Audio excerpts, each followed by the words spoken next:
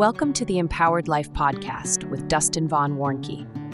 Join Dustin as your guide to learning about unlocking your life's ultimate potential. Through inspiring conversations with special guests and proven wisdom, Dustin explores the interconnected values of personal growth, professional success, and a wholesome life filled with love and light. This show is based on tactical and practical concepts for life's greatest successes and achieving your goals, while also being full of inspiration to help you live your best life right now. Discover how to cultivate a mindset of empowerment, achieve success, and create a meaningful impact on the world around you, all while living with purpose, meaning, and significance. Dustin is a former associate publisher of Texas Fish and Game magazine, the author of over 10 books, owner of his own digital marketing agency, an outdoor TV show host, a video and podcast producer. And he will also become one of your best friends forever. Now, get ready to get inspired to live in gratitude. Here's your host, Dustin Vaughn Warncke. Hey guys, it's your buddy Dustin Vaughn Warncke back here with another episode. I'm on the road again, and I'm loving it. Just finished a great meeting with a company that I'm going to do some partnering with, and who is going to hire me as a consultant, most likely, for their business. And it's one of the larger businesses I've worked with yet for Warncke Enterprises. Now that I've gone full time, I'm excited about this. And then also launching a couple of new podcasts for different clients, and then launching a couple of book projects that I finally finished for two clients of mine. They're not my own book projects, but they're my clients' book projects. And then I'm going to finally get to finishing my book projects.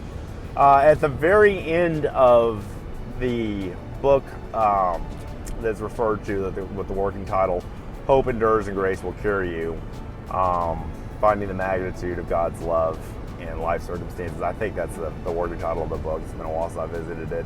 I have a chapter of it at the very end called Beginning with the End in Mind, and it's probably one of the deepest things that I've ever written.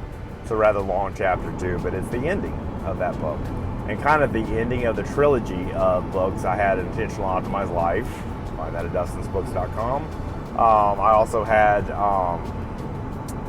Empowering Resilience, which was number 2, and then number 3 is this latest one, which is not in production yet. So it's getting there soon, because I've had it written and ready to go for a while, but I've kind of timed the release to this to kind of magnify some things going on in my life that I've learned through the process of what I've done. So what inspired me to record this episode today, I know it's been a bunch of solo shows mainly for me. I'm going to start having some interviews on here soon, but there are a lot of times that I sit down and, sometimes try to veg out a little bit. I go pretty hard in the paint. I'm a high performance kind of person, always have been. I live that 24/7. And I love to serve well, and also refill my own inspirational banks, so I can give you the inspiration that you look for in this podcast.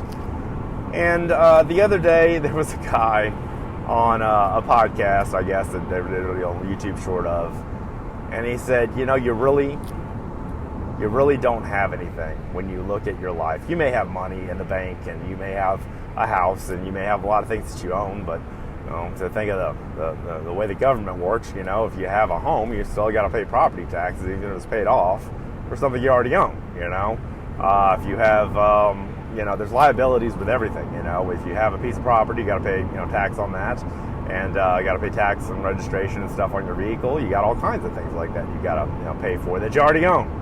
But either way, it doesn't matter what you own. His point was, all you really have is what you're carrying around in your pockets. And when you go to the morgue one day, they'll put that stuff in a bag and hand it to your family. And this goes back to the chapter that I talked about, which is, this is just life. We all, like the Buddha taught in his life, we all get old, we all get sick, we all pass away. That's part of the way the human nature and the human condition works. We are not immortal creatures, We get sick, we get old, we get die. We die, in the physical sense. But really there is no death, because, we have an eternal creator who created us, and there is no end of energy, as Einstein talked about in his life. It is simply a transfer of that energy, which is why I believe that the soul is eternal, and one of the reasons I believe, because science pretty much proves that. Energy cannot be created or destroyed, it can only change forms. And the same has to do with the human spirit that is created by our Heavenly Creator. Now, that all being said, the same guy that talked about the morgue story where they give your family, whatever you had in your pockets in a bag, came another story about Hurricane Katrina and Hurricane Rita. You may remember these from what devastated New Orleans at the time.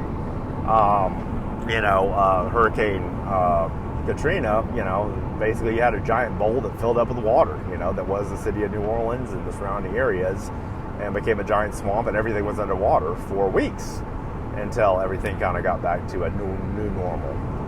And it was kind of a great equalizer, because all you really had was yourself and what was ever in your pocket, which really meant nothing at the time with this natural disaster back in 2005, 2006, through Hurricane Katrina and Hurricane Rita. Hurricane Rita was more on the Texas side, which is where I'm based, but Hurricane Katrina was more New Orleans, southeast Louisiana, that kind of stuff. As far as a storm, a giant hurricane that turned into a flood disaster as well. And there's still FEMA trailers and everything else around to remind, there's places that people that never moved back to New Orleans after that happened, however many years ago that's been. I guess about 20 years this year. So anyway, the point of all this is to say that if you were poor and you were in the same water as somebody who was quote-unquote rich, had a lot of money, you were in the same league, same boat, so to speak. You were still depending on the government or the Cajun Navy to come save you. Because, see, that storm was a great equalizer that helps us realize the fact that we don't really own anything. We are simply mortal beings on this planet together, and that makes us essentially human. And what I teach about human behavior and tactical empathy and all the things that I bring up in one of the other books that I'm writing about as far as business and sales and marketing and that kind of stuff, and making the human emotional connection. The thing is, the people that were in the water were equalized. They were the same. They had the same resources among them in a natural disaster. Pride was not an issue anymore, because it didn't matter who you were or what you had, because you were all in the same boat, so to speak, together. So I'll give you an example. If you're a rich man, your bank's underwater. You don't have a bank. The bank is closed because the bank is underwater, all right, at that time. Doesn't matter how much money you had in that bank, you couldn't get it anyway. All you had was on your person. The poor person, lived in, the wards of that area, the parishes of that area. They were in the same boat as a rich person. It equalized everything. And my point is that certain situations and things help us realize that, but in our everyday life, it's all about mimic desire, as the minimalists call it, wanting something that somebody else has because you want to be like them. And see, my point to you today is that that's not important. That's not real. Because that's something that somebody else has, and really comparison is the thief of joy. So it doesn't matter if you're rich or poor listening to this. It doesn't matter how much you have, or shall have. We're all the same. We all get old, we all get sick, we all die. As Paul famously said to Timothy, and I write about this in this chapter of this new book. Paul said in Timothy, I think it's in 1st or 2nd Timothy, that we come into the world with nothing and that we leave the world with nothing.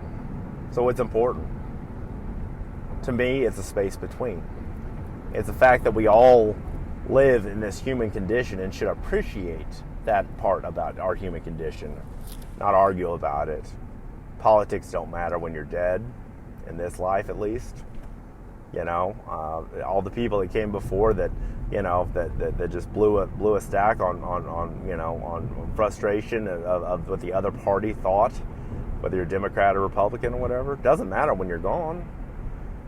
What matters is the kindness that you gave to somebody, the compassion you gave to somebody, not the things you're holding against each other, not the grudges, not the anger, not the displacement of your own fears and insecurities. None of that matters. Not when you're gone. And like the old saying goes, you can't really even attach a U-Haul to a hearse. Doesn't work that way. You came into the world with nothing, you leave the world with nothing. And you know what? That is a great equalizer. Who are you inside?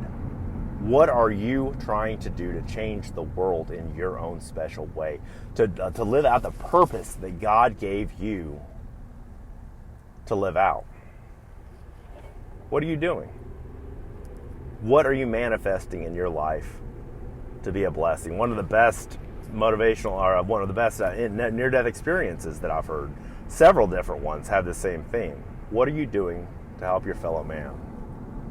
What are you doing to bless the world around you? And why are you doing it? Why are you doing any of it? What matters? It's how we treat each other, how we make each other feel. What matters is God's gift of love that we share with each other and God's mercies that are renewed every day. Today I'm driving back from this great meeting, forgot to fill the gas tank, and it was on, the little light was on, and I ran this thing all the way to the bottom of the E, and my faith, which is strong, sat down there and said, started saying some affirmations of faith and believing them, and believing that God was going to get me to that gas station. Little exercises of faith, little daily affirmations, but they count in the big picture of your personal mindset and your personal growth in life. It's what you feed your brain. It's what you feed the little creature that's in between, the gray matter that's in between your ears. It's not somebody's opinion, okay? Those are worldly based. It's going to God, which I've had to realize over a bunch of pivotal decisions that I've made lately. It's going to God, to your higher power, to your source of creation, to the one that made all this possible, including your own life. And it's asking, God, what would you have me do?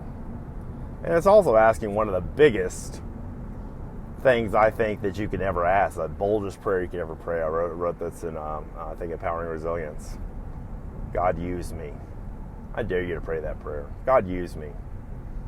Use me for your good and your kingdom. Because, when you're following God's will, things start to fall in place. I've seen that certainly in my life. And I've had my share of problems. I've been a recovering love addict. I've been a recovering codependent. I've been a recovering addict. All right, I may be one of the most flawed people you've ever heard in a podcast. It's okay. That qualifies me, I think, even more so to do a show like this, because I've been there and done that. I've been through living hells. I've been a survivor, and I've been an overcomer. That's the most important part of my story that I tell you guys on this show, is that I am an overcomer.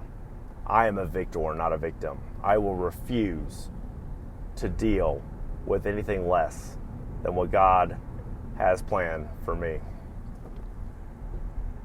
Sure, your mileage may vary. It may not be the same as mine. Everybody has a different life plan. We're all born in different years and those kind of things. Even some of us that have the same age, we have the same, we have different experiences, but we may have the same age, the same years on this planet and that kind of stuff, but no big deal.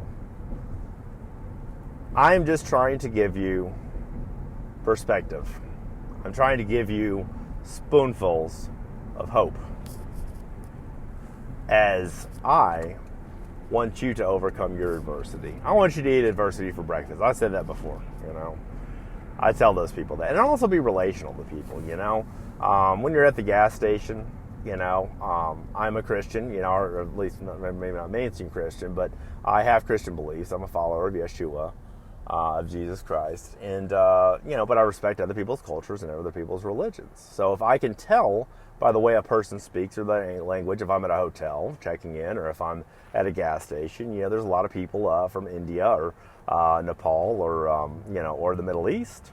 And if I can tell, if I can at least get into their mind about telling what language that they're native and that kind of stuff, or religion, I don't ask about religion and that kind of stuff typically. I don't think it's very, very polite at first until you really get to know somebody to know about their religious beliefs. But if I understand the situation and I understand the person's background and what country they're from, And if it's predominantly a Christian country or a Hindu country or a Muslim country or, whatever the case may be, I'll say some things that will light them up like a light bulb. And so if it's to a Palestinian Christian or somebody that's over, from overseas, a Muslim Arab, anything like that, I always, bid farewell or bid introduction, whatever the case may be, by saying the word inshallah. And when I say inshallah, a light goes on in their head. Like, they're not used to hearing that from some white dude, some Caucasian guy like me. I'm simply saying I relate to you and I respect your culture. And let me tell you, people will do anything for you when you, even for a stranger like me, that they meet for the first time, if you can relate to them first and you extend the olive branch first, so to speak. Okay? That's just the way things work. All right? When I'm in front of somebody who's from Nepal or somewhere in India or somewhere that follows the Hindu faith, I simply bow very, very, very humbly in front of them, and it's kind of a thank you because that's common in that culture. And I say namaste. Namaste is kind of the terminology for peace. Whether they're a Buddhist or a Hindu or anything like that, they understand that culture because that is part of their culture. And all I am simply trying to do is relate to their culture and make a difference and make their day brighter. And see, when you seek first to understand, then to be understood, it's not all about you. That's what you begin to realize. It's about bringing value to the other person, even if it's just making them smile. Even if it's just smiling at them, that's a universal language right there. We're all wired the same way. When you smile at somebody, doesn't matter what culture or anywhere you're from, we're all wired the same way as humans in a lot of ways, even though we have cultural differences and that kind of stuff. If I smile at you and I get a smile back, I've done my job. I've shown love. I've sprinkled sunshine. That's what I call that a lot. Sprinkling sunshine everywhere. And giving hope. And just brightening somebody's day. You could call that good karma. You could call that whatever you want to. That's fine. Whatever the case may be. But I am going to be a beacon of hope with everybody that I interact with. Because chances are I'm probably going to pass that way but once. Why not make a difference? Why not make a challenge to somebody else to then do the same thing for somebody else? If I brighten somebody's day, they may be inspired to brighten somebody else's day, and then it's a ripple effect. And in the culture of heaven, as far as near-death experiences have taught us, as people who studied near-death experiences and are part of that community, a lot of life reviews, as they're called, where you kind of go over your whole life with your Heavenly Father or with anybody else. It's relational to a ripple effect that shows that your actions, your beliefs, your thoughts, because thoughts can become things, your existence in the universe and in this world have a ripple effect, whether you know it or not, with somebody else. Good, bad. There are always consequences, good or bad. The thing is, I'm always going to go the positive way. I'm going to go the high road. Because we don't know how long we've got on here. God knows. But we don't know how long we've got on this planet. And when you realize that you come into this world with nothing and you leave this world with nothing, as Paul wisely said, and you begin to realize the words of King Solomon, was one of my favorite authors of his books of the Bible, Ecclesiastes and Proverbs. You begin to realize that one of his famous quotes that I use a lot, the blessings of the Lord have no sorrow added upon them. If you're dealing with a situation that is a non-fruitful situation, it may not be a blessing from the Lord. You may need to walk away from it. I recently had to do that with a client who completely went sideways on me for no fault of my own and displaced a lot of anger towards me. Well, I had to get some legal forces involved to rectify getting my property back from that person and from the threats that he was making towards me. And things didn't work out that well for him because of the way he did it for me, treated me. But I can tell you though, that all being said, and that all being aside, one of the things I learned from the Steve Gardapi show that aired a few shows back, I guess, one of the first episodes that I put on this podcast feed. God's only sadness that Steve felt when he was in God's presence was that the way that we treat each other is a direct reflection on how we treat God. So if you are mean to somebody and you go sideways on somebody for your own reasons, for your own agenda, for whatever the case may be, it's a direct assault on God's emotions. It's a direct assault on God, because see, life has to be created from life. Okay, science has been trying to create life from non-life for a long time. All right, non-living existence. You can't just create life out of the dirt. Okay, only God can do that. And that's one proof that I have in my life that there is a higher power that we know as a source, creator, God, whatever you want to call this higher power. All right, think about this for a minute. Okay, life has to come from life. Life cannot come from non-life. Of course, you have some organisms like starfish and those kind of things that asexually reproduce. They don't need to have a partner to be able to reproduce. But at the same time, that's still life coming from life. And when you make an assault upon life, you're making an assault upon God. There's certain exceptions to that, such as, me as a deer hunter, or a hog hunter, or whatever the case may be. Well, I'm definitely taking a life, but I'm using the meat from that life and other parts of that animal for that life. And that is also scripturally, okay in Genesis, as far as, using the, I forget I think that it's Genesis verse 8, or Genesis chapter 8, verse 2. You can look that up. But anyway, the bottom line about all that is that if I'm hunting, I'm hunting for food. I'm not hunting for trophies. Okay, I don't really care about, what some people call the recreational murder of animals just for sport. That's not my thing as a hunter. So I want to make sure that's clear, because I do have a podcast also called The Best of the Outdoors. We talk about hunting and fishing. But for me in that podcast, if you listen to any of those shows from the past, and in the current shows that I'm putting out, it's not about catching and killing for me, See, God sees your intention in what you are doing, okay? God knows your heart. You can't hide that from God. You can't. No matter what you do, you can't cover that up. It's the intention that God watches. It's all over the Bible. The intention. Remember, you came in this world with nothing. You'll leave the world with nothing. What matters is the space between.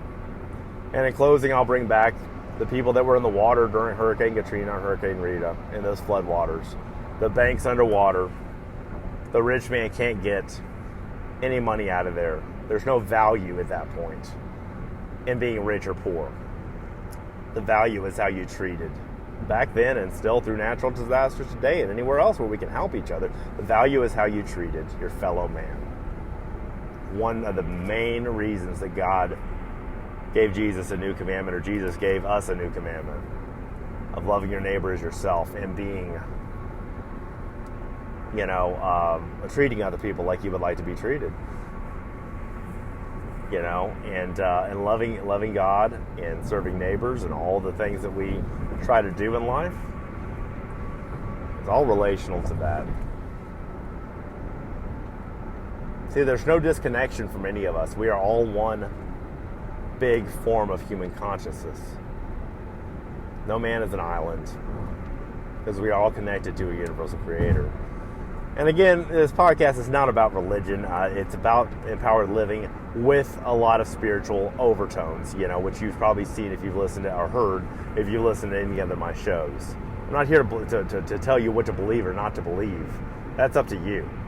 Biggest fights you can ever get into are about politics and religion. And for me, I only use things from Buddha, or things from Rumi, or things from Saint Germain, or things from Jesus Christ himself, from Yeshua, as stepping stones and as tools of aid, of helping you realizing the best version of yourself. That's it. I'm not here to convert you. No.